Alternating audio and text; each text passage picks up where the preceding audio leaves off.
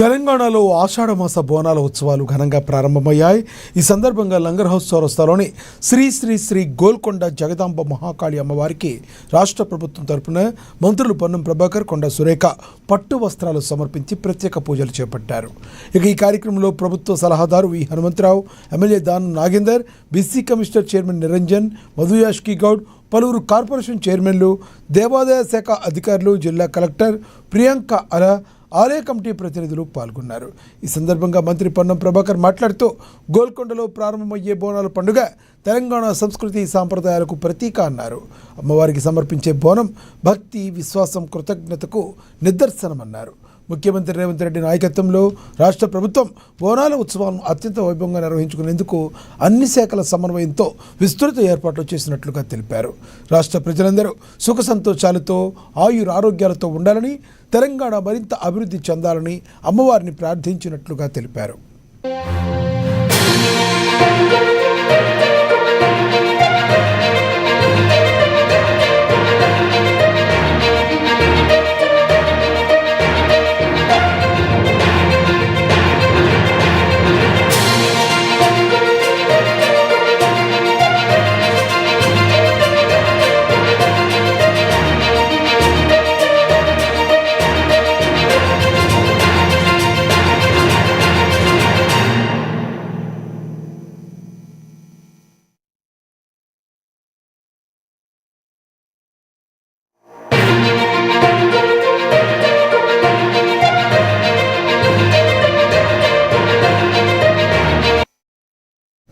తెలంగాణలో ఆషాఢమాస బోనాల ఉత్సవాలు ఘనంగా ప్రారంభమయ్యాయి.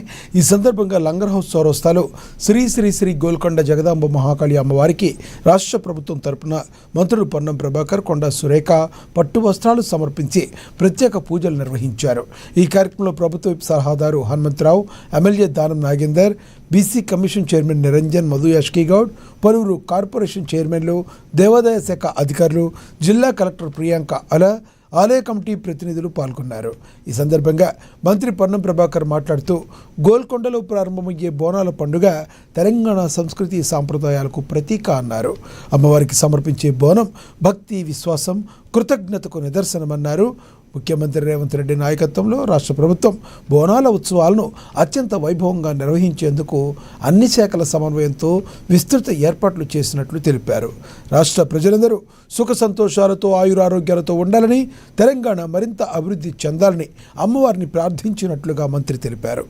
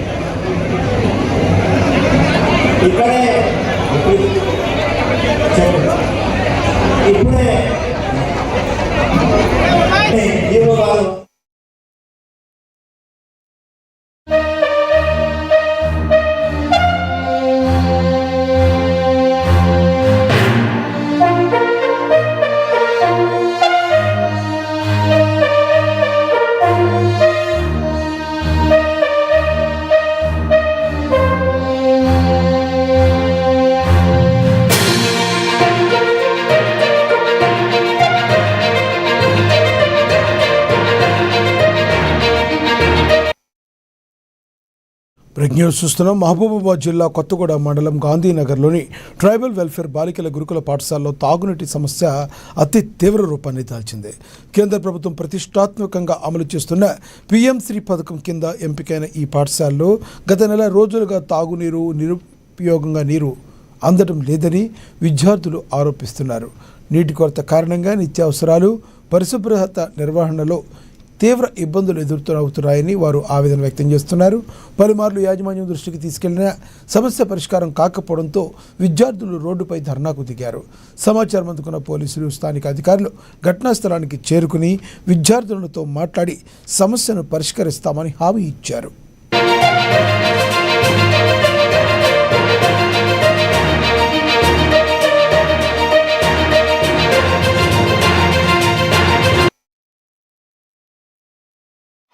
అప్పటి నుంచి మధ్యలో నుంచి ఇట్లా ప్రాబ్లమ్స్ వస్తూనే ఉన్నాయి. ఇది కొన్ని రోజులు అడ్జస్ట్ కాంట్రా, కొన్ని రోజులు అడ్జస్ట్ కాంట్రా అంటే అలా చేస్తూనే ఉన్నారు సార్. ఇట్లా చేస్తూనే ఉన్నారు. 2 రోజుల్లోనే అడ్జస్ట్ కావాలి సార్, 2 రోజుల్లోనే అడ్జస్ట్ కావాలి.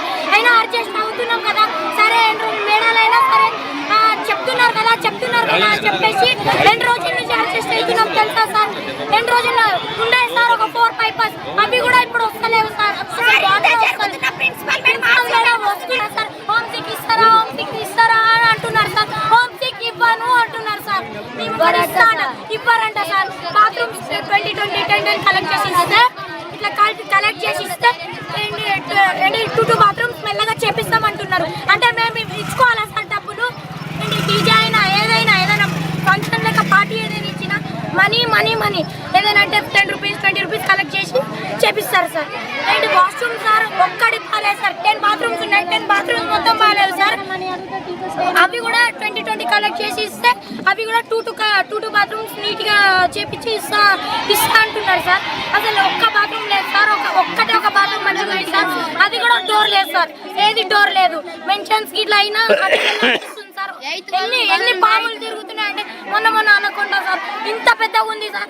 చంపిర్రు తొక్క గ్రౌండ్ లోనే తిరుగుతుంది సార్. ఇంత పెద్ద పాము ఎవరైనా చిన్న పిల్లలు తొక్కితే ఏముంది సార్? ఒక్క పాము తొక్కినప్పుడు సార్ అదే పాము వచ్చిన రోజే ఆ 3 పాములు చంపిరు సార్. బాత్రూమ్స్ మేము బయటికి వెళ్తున్నాం సార్. అందరికడేమో 10 రూపీస్ ఇవ్వండి, అక్కడ బయట పెట్టిస్తా అని చెప్తున్నారు సార్ ప్రిన్సిపల్ మేడం. మళ్ళీ ఏమో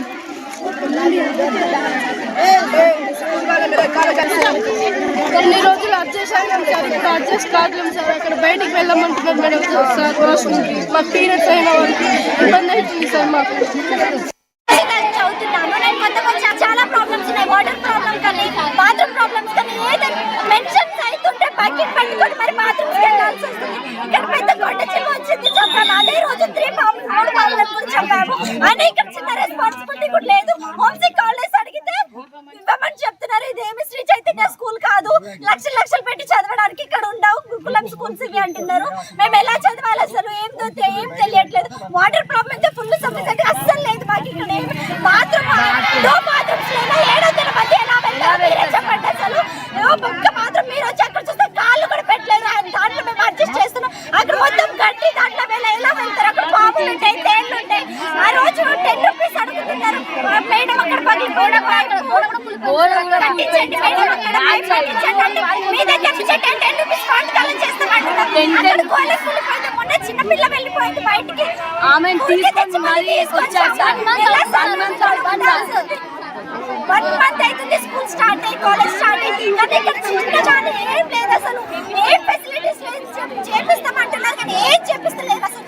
ఆల్టర్నేటివ్ మన సెక్రటరీ గారి పర్మిషన్ తీసుకోలేనా పిల్లలకు ఆల్టర్నేటివ్ వెనక వైపు లైట్రింగ్స్ కట్టించే ప్రయత్నం అయినా చేస్తాను సార్. ఈ ఎదురుగా ఉన్నటువంటి బాత్రూమ్స్ అన్నా రిపేర్ చేపిస్తాను. ఆర్సీఓ గారు లీవ్లో ఉన్నారు. రాగానే మేడం గారు పర్మిషన్ తీసుకొని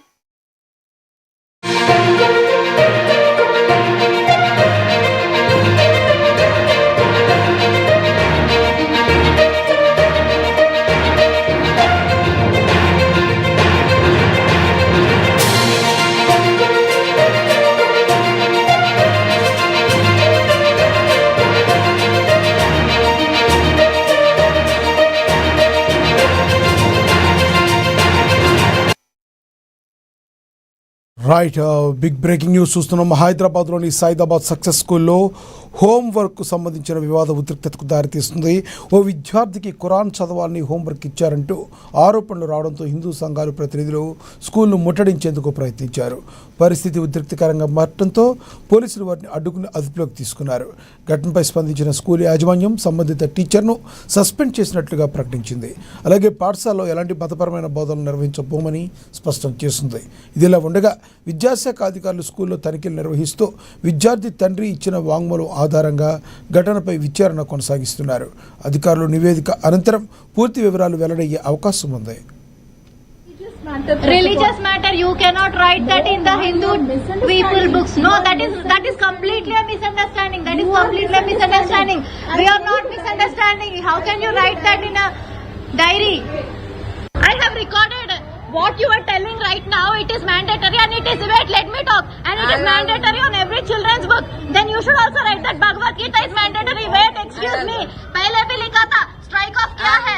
Previous paper में. I am not going to leave this name. Muttam है किस्सा. It is not mandatory for. It is not mandatory for us. Get every diary, each and every diary. రాయడమే తప్పు. రాయొద్దు. ఎందుకు రాస్తారు? ఎందుకు రాస్తారు? బై మిస్టేక్ ఎట్లా రాస్తారు? బుర్ర ఉండి కావాలని బై మిస్టేక్ ఎట్లా రాస్తారు?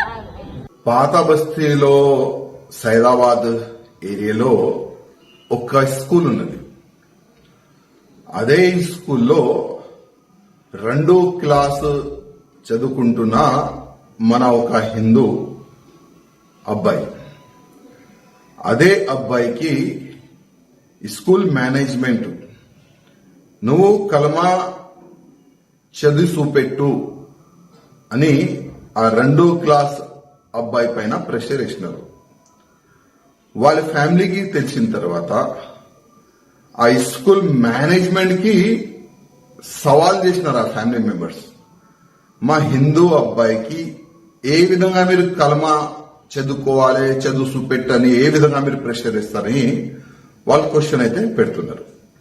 దురదృష్టం ఏంటంటే ఈ రోజు తెలంగాణలో కొన్ని స్కూల్స్ లో హిందూ ఓల్కి టార్గెట్ గా పెట్టుకొని ఎట్టి పరిస్థితిలో చిన్న చిన్న పిల్లలకి ఇస్లాం వైపు మలపాలని ఒక కుట్ర నడుస్తుంది. గతంలో కూడా ఇట్లాంటి కేసులు బయటికి వస్తున్నాయి. ఇప్పుడు ఓల్డ్ సిటీలో ఉన్న సైదాబాద్ లో ఈ విధంగా కేసు వస్తున్నాయి. అంటే అసలు ఏం నడుస్తుంది తెలంగాణలో?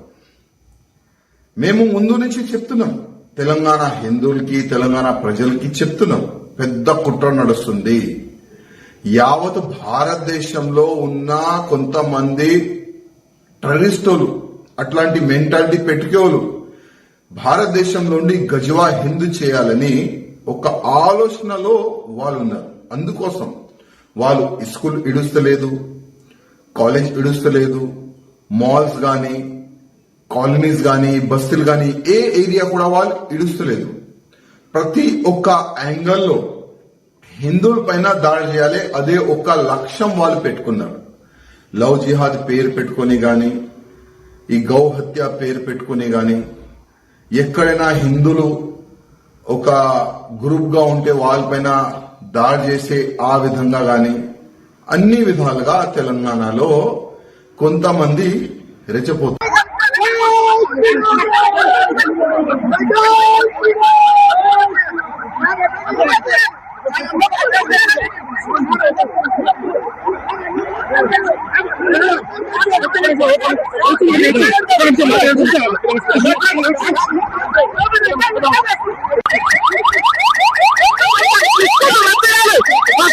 स्कूल में रहते यार, कल में तो सर प्रिंसिपल रहते हैं, स्कूल में रहते यार,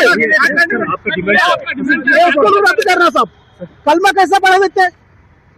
या लोग का अकबर क्या कर रहा? ये कलमा को कैसा पढ़ा रहा? स्कूल रहते यार, ये प्रिंसिपल ये स्कूल को रद्द करना, ये प्रिंसिपल को रद्द करना, ये पूरा रद्द करके इसका स्कूल पांच है वो सब लोग ऐसे बात कर रहा, ये अच्छा नहीं है सब। ये कलमा कैसा पढ़ाते? इससे पहले जम्मू कश्मीर में कलमा नहीं पढ़ा तो मर्डर करे, बच्चा कैसा बता रहा क्या? ऐसा बता रहा क्या वो? ये स्कूल पहले रद्द कर, ये स्कूल है सब, उनका 5-6 स्कूल है पूरा रद्द कर देना। या कल मर रहा है वो पूरा टीचर भी నెఫ్యూ అంటే మా అక్క వాళ్ళ బాబు స్కూల్ నుంచి నేను పికప్ చేసుకోవడానికి వెళ్ళినుండే అనమాట. ఆ స్కూల్కి వచ్చిండో, ఇంట్లో కూర్చుండో, డైరీ చూపించిండో హోంవర్క్ చేయాలని చెప్పేసి. డైరీ చూపిస్తే ఇక్కడ ఏదో రాస్తుందని చూపిస్తే చూస్తే రీడ్ 1,2 కల్మా, ఇంకా రీడ్ ఫతే అని చెప్పేసి కొన్ని ఉన్నాయన్నమాట డైరీలో. నాకు అర్థమైతలే అసలు ఒక అబ్బాయికి 6 ఇయర్స్ బాబు, 2nd క్లాస్ బాబుకి ఈ ప్రాక్టీసెస్ అంది ఎందుకు చేపిస్తున్నారు మీరు? స్కూల్ అంటే క్వాలిటీ ఆఫ్ ఎడ్యుకేషన్ ఇవ్వాలి. రిలీజియస్ ఆస్పెక్ట్స్లో అసలు స్కూల్కి ఏ టైప్ ఆఫ్ ఇది కనెక్షన్ లేదు. If you are giving education just give that. మీరు ఇండైరెక్ట్గా ఇట్లా ప్రాక్టీసెస్ చేసి మేము కావాలని రాయలేదు, మేము బై మిస్టేక్ రాసినామంటే ఎంతవరకు తీసుకుంటాం? ఆల్రెడీ ఫస్ట్ ఒకసారి రాసిర్రు, రీడ్ 1,2 కల్మా అని రాసిర్రు, అది స్ట్రైక్ ఆఫ్ చేసిర్రు. ఓకే పర్లేదు, నేను చూడలేదు, నేను అది వదిలేసిన. ఇప్పుడు ఈ రోజు కూడా రాసి ఫతే చదివియండి, అదేదో సబ్జెక్ట్, ఆ పేరు నాకు కూడా తెలియదు, ఆ సబ్జెక్ట్ పేరు వేసి రాసి ఫతే చదవండి అని చెప్పి రాస్తున్నారు. అసలు వాడి ఏజ్ ఏంది, వాడి రిలీజన్ ఏంది అంటే అదొక టైప్ ఆఫ్ బ్రెయిన్ వాష్ లాగానే ఫీల్ అయినా. నేను అడిగితే ఆ స్కూల్ ప్రిన్సిపల్ ఏమని చెప్తుంది, ఇది ఒక రిలీజియస్ ప్రాక్టీస్, ఇది అందరు స్టూడెంట్స్కి మ్యాండేటరీ అని చెప్తున్నారు. అట్లా mandatory? You are literally forcing things to write. అసలు యాక్చువల్లీ ఇక్కడ చూడండి, ఇక్కడ రాసింది రీడ్ ఇగో డేట్, ఈరోజుదే డేట్, ఇది ఈరోజుదే ఇక్కడ రాసింది. మళ్ళీ నేను మొత్తం డైరీ మొత్తం చెక్ చేస్తే మళ్ళీ నాకు ఇది ఒకటి కనిపించింది. ఇది ఆల్రెడీ స్ట్రైక్ ఆఫ్ అయిపోయింది. రీడ్ 1,2 కల్మా అని చెప్పేసి ఇట్లా ఇంకా ఎంతమంది పిల్లల బుక్స్లో రాసినారో తెలియదు. ఓకే మీరు అంటారేమో అదొక సబ్జెక్ట్, వీళ్ళకి ఆ సబ్జెక్ట్ ఉంది అంటే ఆ సబ్జెక్ట్ ఏ పిల్లలు అయితే తీసుకున్నారో ఆ పిల్లలందరినీ డైరీ సపరేట్ పెట్టి ఇవ్వండి, వీళ్ళ డైరీ సపరేట్ పెట్టి ఇవ్వండి. ఇక్కడ క్లియర్గా లియాన్స్ కృష్ణ అని పేరు కనిపిస్తుంది. ఎట్లా రాస్తారు? మళ్ళీ వెళ్ళి ఫస్ట్ అడిగితేనేమో religious practice and it is necessary for all the students అన్నది. సెకండ్ టైం అది ఎవరైతే రాసిర్రో ఆమెనే వచ్చి నేను బై మిస్టేక్ రాసిన అంటారు. అంటే మీరు గడికి పేరు ఇట్లా చేంజ్ చేయడం అసలు కరెక్ట్? అది వాంటెడ్గానే రాసినట్టు నేను పర్సనల్గా ఫీల్ అవుతున్నాను.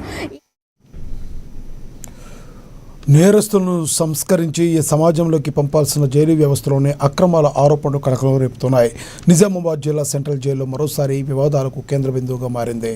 గంజాయి నిషేధిత వస్తువుల వ్యవహారం చల్లారక ముందే ఇప్పుడు వార్డర్ ఖైదీలతో కుమ్మక్కై బెయిల్ వ్యవహారాలు, ఆర్థిక లావాదేవీలు నిర్వహించినట్లుగా ఆరోపణలు వెలుగులోకి వచ్చాయి.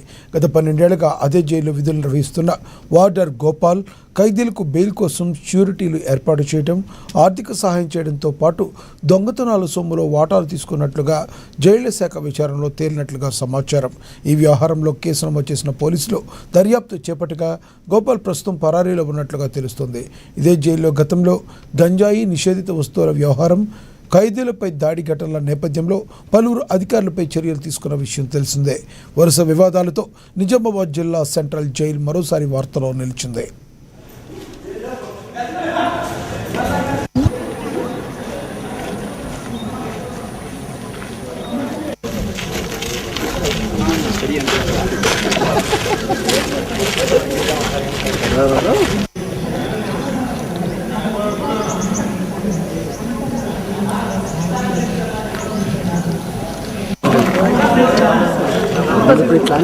తర్వాత తీసుకెళ్ళి ఫోన్ చేస్తాడు.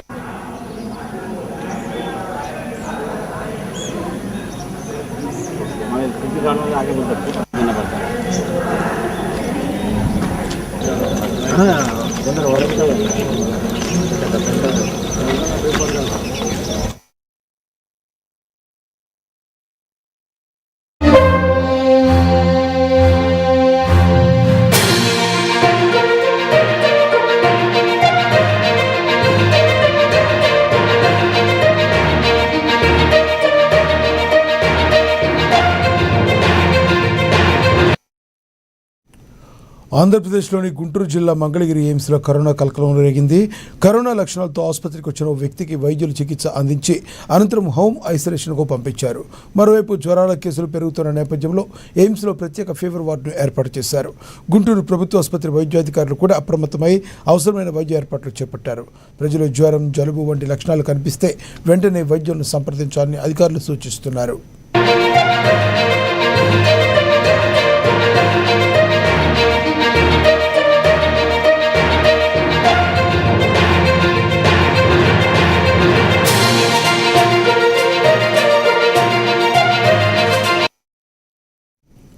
ఆంధ్రప్రదేశ్లోని గుంటూరు జిల్లా మంగళగిరి ఎయిమ్స్లో కరోనా కలకలం నెలకొంది.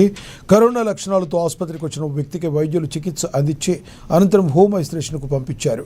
మరోవైపు జ్వరాల కేసులు పెరుగుతున్న నేపథ్యంలో ఎయిమ్స్లో ప్రత్యేక ఫీవర్ వార్డును ఏర్పాటు చేశారు. గుంటూరు ప్రభుత్వ ఆసుపత్రి వైద్యాధికారులు కూడా అప్రమత్తమై అవసరమైన వైద్య ఏర్పాట్లు చేపట్టారు. ప్రజలు జ్వరం, జలుబు వంటి లక్షణాలు కనిపిస్తే వెంటనే వైద్యులను సంప్రదించాలని అధికారులు సూచిస్తున్నారు.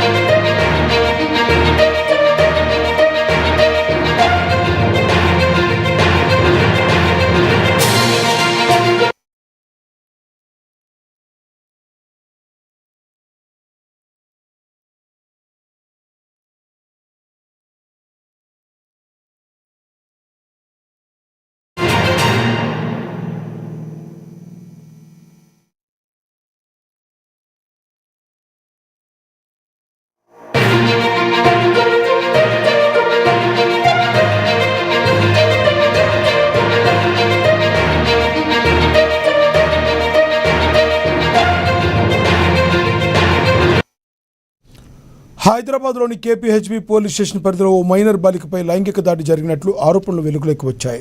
తులసీనగర్కు చెందిన 12 ఏళ్ల బాలికపై ఉత్తరప్రదేశ్కు చెందిన పండ్ల వ్యాపారం చేసే రెహాన్ అనే వ్యక్తి చాక్లెట్లు ఆశ చూపించే లైంగికంగా వేధించి దాడికి పాల్పడినట్లుగా కుటుంబ సభ్యులు పోలీసులకు ఫిర్యాదు చేశారు.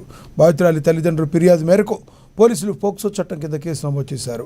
నిందితుడిని అరెస్టు చేసి రిమాండ్కు తరలించినట్లుగా పోలీసులు తెలిపారు. ఘటనపై పూర్తి వివరాలు సేకరిస్తూ దర్యాప్తు కొనసాగిస్తున్నారు.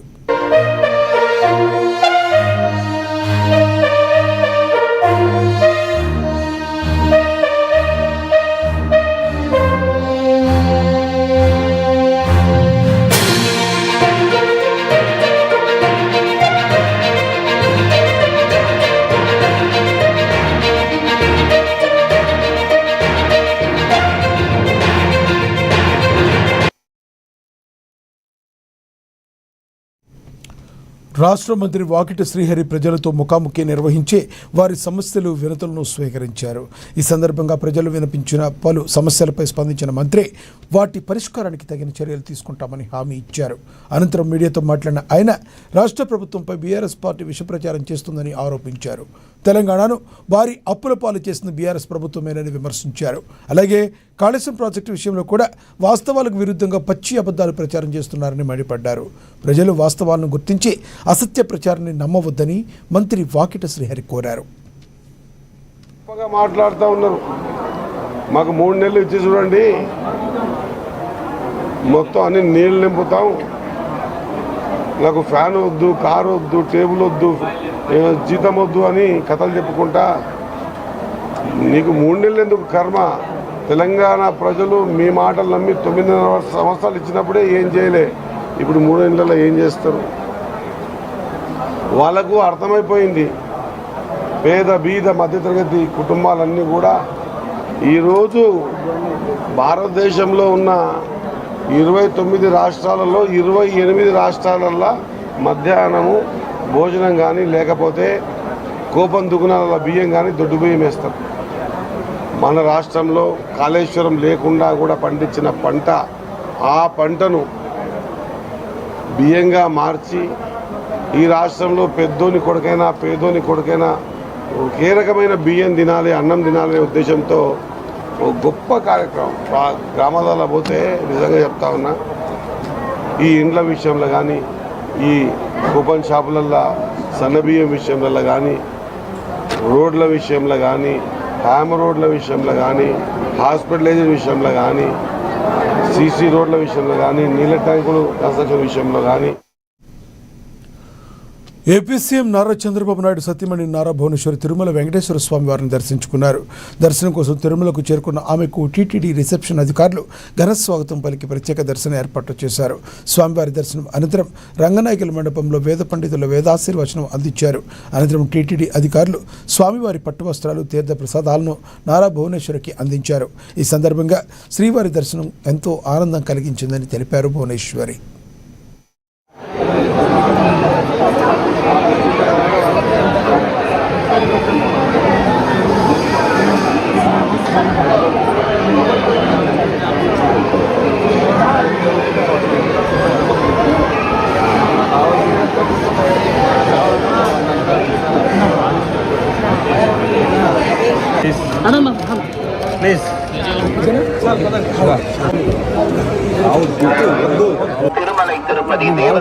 मैडम